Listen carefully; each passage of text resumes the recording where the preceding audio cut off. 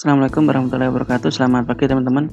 Baik, pada video kali ini kita akan belajar membahas mengenai simulasi thermal stress analysis. Nah, untuk simulasi thermal stress itu biasanya digunakan untuk komponen-komponen yang menerima structural load dan thermal load yang secara bersamaan. Nah, sebagai contoh komponen tersebut adalah brake rotor ya. Jadi brake rotor ini digunakan sebagai sistem pengereman pada kendaraan-kendaraan besar ya, seperti mobil, truk, bis dan lain sebagainya.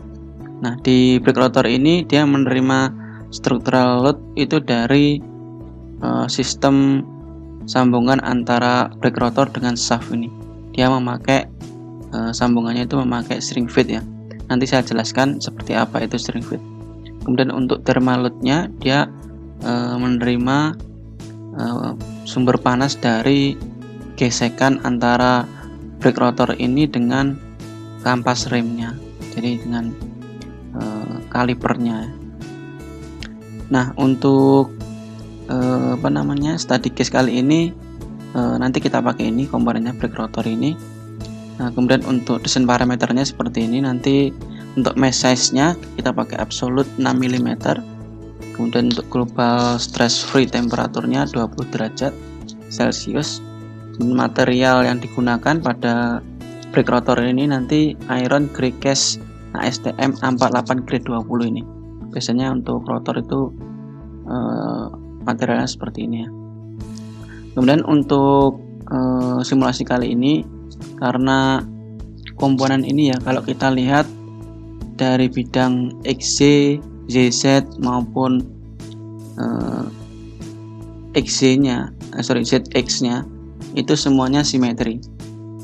Jadi kalau kita belah seperti ini ya, berdasarkan bidang ZY, YX maupun ZX-nya itu semuanya simetri. Jadi kalau kita bagi komponen ini ada 8 bagian yang sama. Nah, untuk komponen seperti ini kita nanti bisa simplify ya, kita simulasi bagian 1/8-nya saja, jadi satu bagian ini saja. Untuk 7 komponen yang lain itu sama, jadi ini fungsinya supaya kita bisa save time ya untuk melakukan simulasi dan lebih sederhana untuk prosesnya. Oke, kemudian untuk constraint-nya nanti ada 3 constraint ya. Yang pertama itu constraint ini nanti berdasarkan bidang simetrinya. Jadi yang pertama itu adalah constraint di bidang YZ ini, bagian sini. Kemudian kita constraint arah X-nya, aksis X-nya.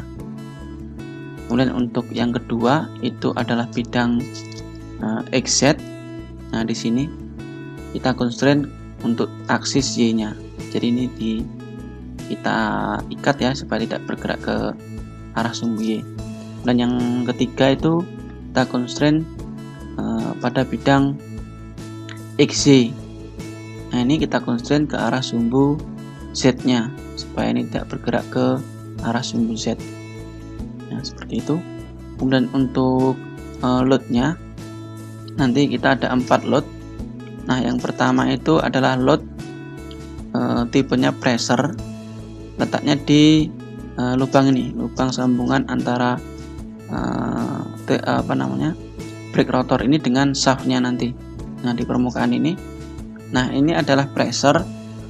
Nah, ini yang saya sebutkan tadi, pressure ini berasal dari sambungan string feed antara shaft dengan rotor ini. Jadi kalau string feed itu, nah seperti ini ya gambarannya. Jadi misalkan ini ada rotor, kemudian ini ada shaft. Cara penyambungannya itu biasanya untuk diameter lubang dari shaftnya ini itu rotornya ini lebih kecil dibandingkan dengan diameter dari shaftnya. Biasanya cara penyambungannya itu ada 2 cara. Yang pertama adalah untuk rotornya ini biasanya dipanaskan sehingga komponen rotor ini nanti akan mengembang sehingga diameternya akan membesar. Kemudian shaftnya dimasukkan, setelah itu didinginkan lagi sehingga rotor ini bisa mengikat ke bagian shaftnya. Atau yang kedua, cara kedua itu reverse shrink fit ya. Jadi komponen shaftnya ini yang didinginkan, sehingga komponen shaft ini akan menyusut sehingga diameternya akan menjadi lebih kecil. Kemudian dimasukkan ke sini, kemudian dipanaskan untuk kembali ke temperatur awalnya, sehingga rotor ini juga akan mengikat ke shaftnya. Nah, makanya karena ini diameternya lebih besar ya untuk shaftnya dengan rotornya, dibandingkan dengan rotornya, maka nanti pasti ada pressure ya. Jadi pasti ada pressure ke arah radial ya, sana keluar, melingkar sesuai dengan diameter dari shaftnya. Jadi kalau kita pandang dari sini, dan ini rotornya, permukaan rotor, ini permukaan shaftnya, pasti ada pressure ke arah radial. Nah, ke arah sana. Nah, inilah nanti yang kita gunakan sebagai ini sebagai pressure load ya.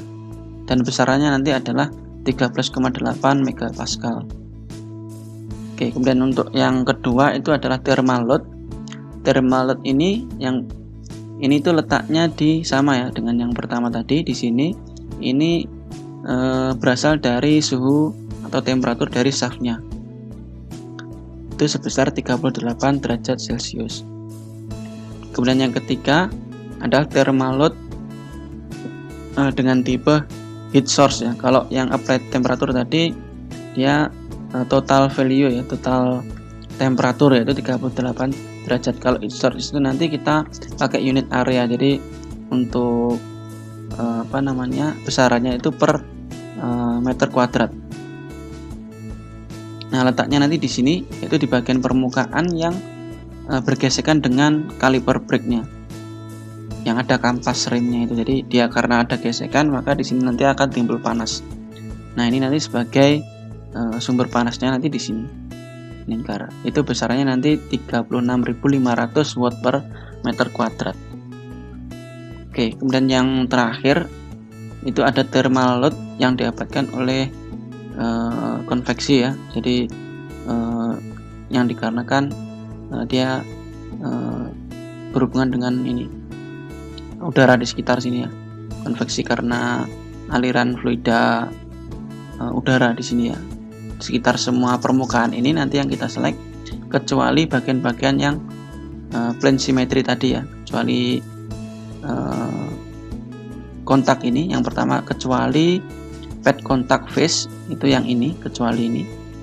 Kemudian yang kedua itu constraint nomor 1, berarti ini, kecuali ini, kemudian kecuali ini, dan kecuali yang 8 face ini tadi. Jadi semua permukaan kecuali yang ini tadi, karena ini kan bidang simetrinya. Jadi pasti ini kalau secara utuh ya, ini kan sebenarnya kan tidak ada. Jadi ini kita hilangkan, ini juga kita hilangkan. Kemudian untuk yang permukaan ini tadi, karena di sini sudah ada thermal load heat source, maka ini juga kita hilangkan. Jadi nanti menyisakan 80 phase ini. Kemudian untuk nilai konveksinya, temperatur konveksinya itu 190 watt per meter kuadrat K. Dan untuk ambient temperaturnya, temperatur udara sekitar itu rata-rata nanti 25 derajat Celcius. Nah, nanti kemudian kita simulasi menggunakan thermal stress analysis. Nanti kita lihat temperaturnya maupun stresnya yang terjadi. Oke, langsung saja kita masuk ke softwarenya. Kemudian kita buka untuk modelnya, letaknya di basic training, kemudian simulation,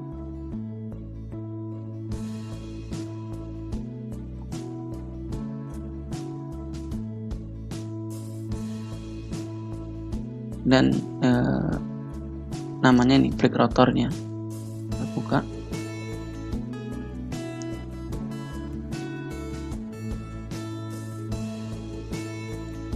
Kemudian kita save dulu.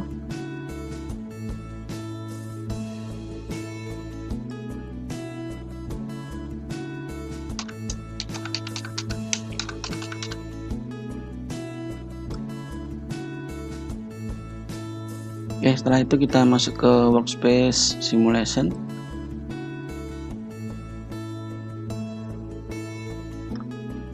Nah, ini kita pilih yang thermal stress grid study. Dan pertama kita atur dulu ke setting ini. Nah, di setting ini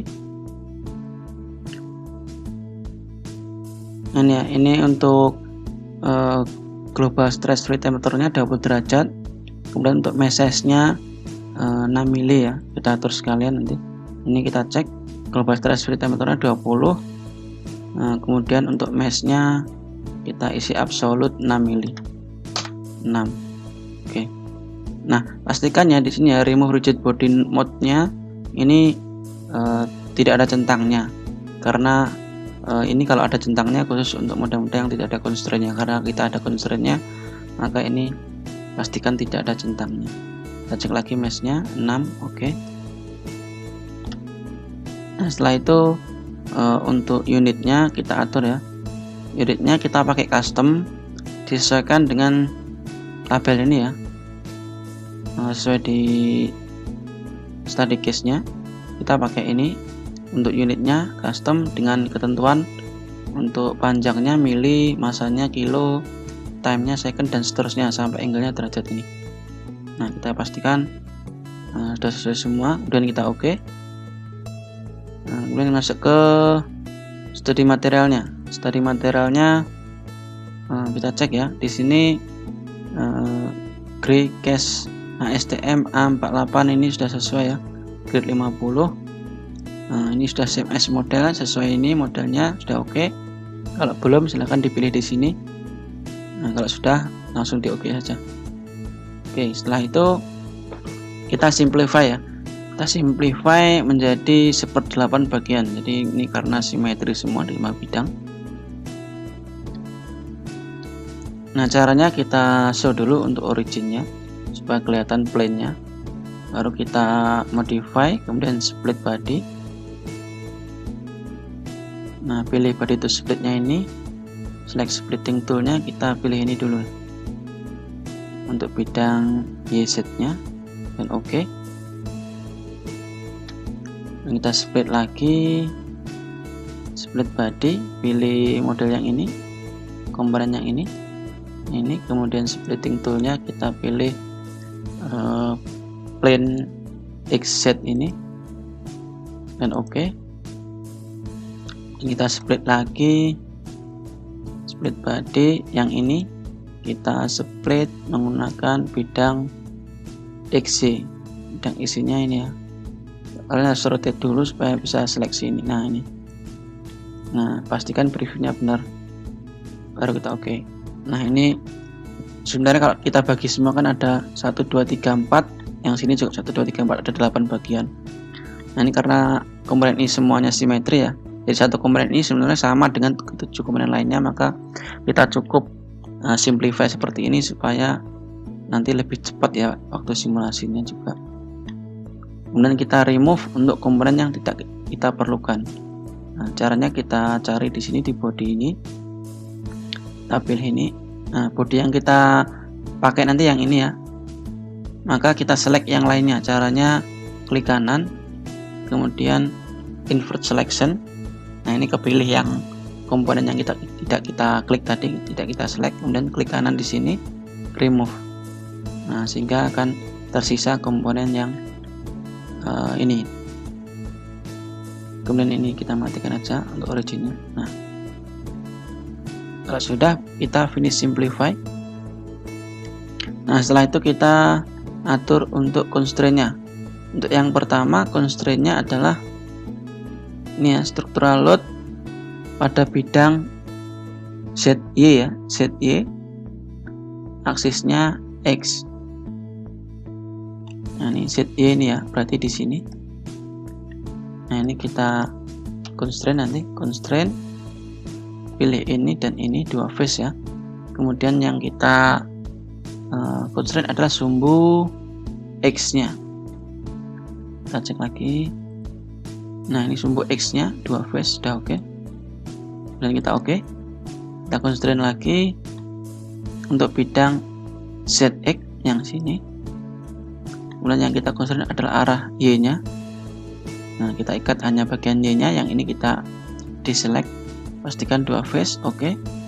Dan terakhir constraint-nya adalah nah ini bidang simetri yang tengah ini. Bidang XY-nya sini, ini dan ini 8 ya, 8 face. Nah, ini untuk yang diikat adalah arah sumbu Z-nya. Nah, ini Z-nya saja. Kemudian kita oke. Oke, untuk constraint-nya sudah selesai. Kemudian kita apply untuk load-nya. Yang pertama adalah structural load. Nah, ini kita pilih yang ini, ada 2 load ya. Yang pertama structural load, yang kedua adalah thermal load. Nah, untuk yang structural load ini kita pilih untuk tipenya pressure. Targetnya ini ya. Ini lubang ini, pastikan arahnya keluar ya, radial keluar. Untuk nilainya adalah 13,8 megapascal. 13,8 megapascal. Kalau unitnya belum sesuai, kalian pilih di sini ya. Kalian klik di sini dulu, dan pilih ini MPa 13,8, oke. Dan load yang kedua adalah thermal load, tipenya applied temperature, nilainya 38 derajat Celcius. Ini thermal load, applied temperature sudah benar. Pilih face ini, kemudian nilainya 38 derajat Celcius, oke. Kita cek lagi 38, oke. Dan yang ketiga adalah di bagian sini ya, permukaan yang bergesekan dengan ini ya, kampas remnya atau brake calipernya. Oke, untuk nilainya 36.500. Nah, kita pilih thermal lagi. Untuk tipenya heat source. Nah, kita pilih face-nya adalah yang ini ya. Ini untuk unitnya tadi, ini unit area ya. Pilih unit area, dicek dulu, centang dulu. Kemudian unitnya kita pilih watt per meter kuadrat ya, watt per meter kuadrat, oke. 36.500, isinya 36.500. Nah, kita oke. Kemudian terakhir adalah thermal load, tipenya konveksi ya, 190, ambient temperaturnya 25. Oke, kita pilih thermal load lagi, tipenya konveksi. Nah, ini cara pilihnya, kita blok dulu aja semua. Nah, kemudian kita deselect bagian yang ini ya, bagian symmetry plane nya tadi ini, kemudian ini.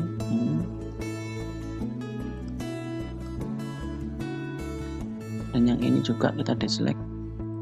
Nah, totalnya 80 face. Kalau benar ya 80 face. Kemudian nilainya, pastikan unitnya ini ya, watt per meter kuadrat K. Kemudian nilainya 190.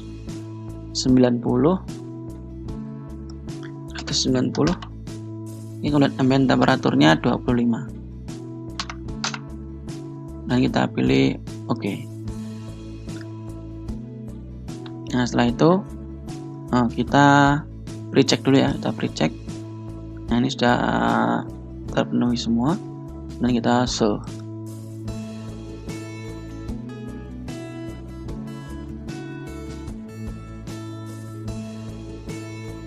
Tunggu sampai hasilnya selesai ya.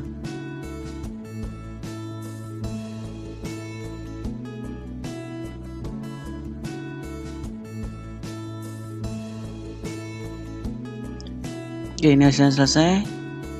Close, kemudian kita lihat ya. Nah, ini yang pertama, kita lihat dulu untuk safety faktornya ya. Di sini untuk safety faktor itu minimum adalah 2,055. Artinya ini dia masih ini ya, lebih besar dari ininya ya. Maksudnya untuk load dari pressure tadi yang di sini itu masih lebih kecil dibandingkan dengan yield strength-nya. Jadi ketemu nih di sini nilai untuk safety factornya 2. Nah, ini kalau misalkan di safety factor yang kita tentukan itu adalah misalkan 2, berarti ini masih memenuhi syarat, artinya masih aman. Tapi kalau misalkan dari safety factor itu yang kita tentukan adalah 3, maka desain ini perlu kita modifikasi. Nah, untuk safety factor sendiri itu sebenarnya ada kata lainnya itu adalah desain faktor ya biasanya, karena memang yang menentukan safety factor itu adalah desainer, dan biasanya kalau memang tidak ada standarnya, artinya tidak ada standarisasinya, itu biasanya yang menentukan adalah murni dari seorang desainer itu sendiri, terkait dari sistem keamanannya maupun terkait dengan nanti biaya untuk cost materialnya. Karena kalau semakin tinggi safety factor itu biasanya cost-nya juga semakin besar, artinya material yang dibutuhkan juga semakin besar. Tetapi dari segi keamanan memang lebih aman ya. Nah, jadi 2 faktor itu harus dipertimbangkan kalau memang tidak ada standarisasinya. Yang pertama yaitu safety keamanannya, yang kedua adalah cost materialnya. Jadi nggak boleh terlalu rendah, juga tidak boleh terlalu tinggi. Sebenarnya 1 pun nggak masalah. Sebenarnya 1 itu artinya dia masih loadnya ini masih sebesar dari yield strength dari materialnya, artinya dia masih dalam batas elastis ya, dalam area elastis. Jadi kalau dia menerima beban, dia akan bisa kembali ke bentuk semula, artinya masih aman kalau berada di bagian di bawah yield strength sebenarnya. Tapi biasanya karena faktor-faktor lain ya mungkin yang berpengaruh, itu biasanya makanya ada ditambahkan untuk safety factor itu tidak 1, tapi biasanya ada faktor lain sehingga nilainya pasti lebih besar dari 1, seperti itu. Nah, ini misalkan kalau 2 ya berarti ini masih dianggap aman ya. Oke, dan letaknya untuk safety factor minimum itu letaknya di bagian air slot ini ya, di bagian lubang-lubang ini di sini.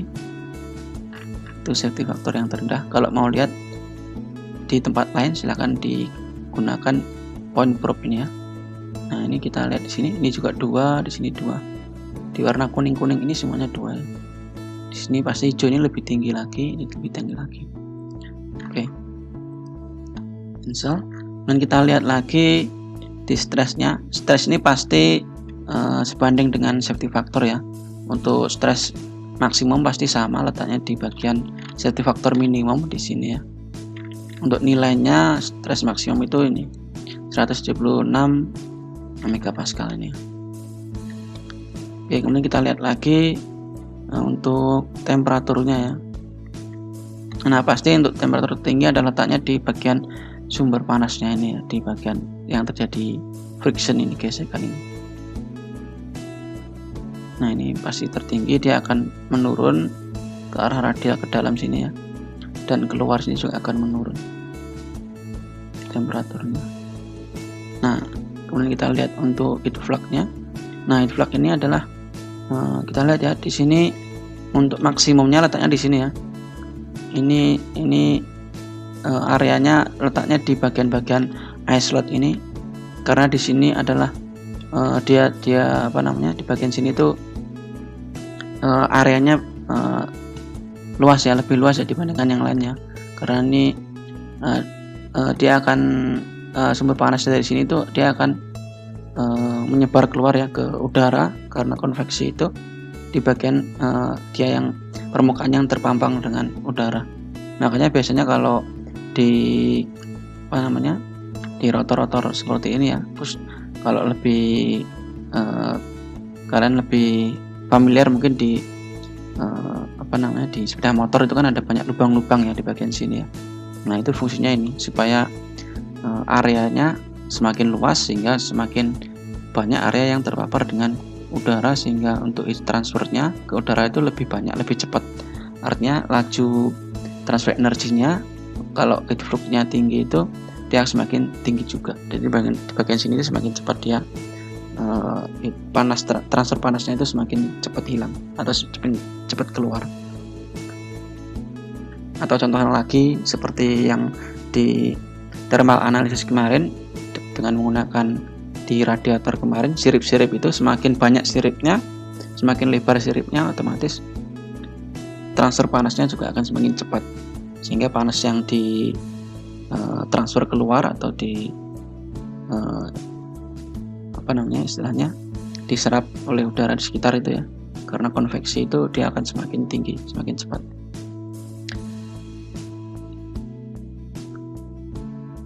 Oke ya, nah ini ya. Oke, jadi ini hasilnya seperti ini. Jadi di thermal stress ini kita bisa sekaligus melihat dua hasil ya, antara stresnya ataupun substitusi faktornya dan temperaturnya atau heat fluxnya. Nah, kira-kira seperti ini caranya untuk melakukan simulasi thermal stress. Selamat mencoba, selamat belajar. Saya akhiri. Wassalamualaikum warahmatullahi wabarakatuh.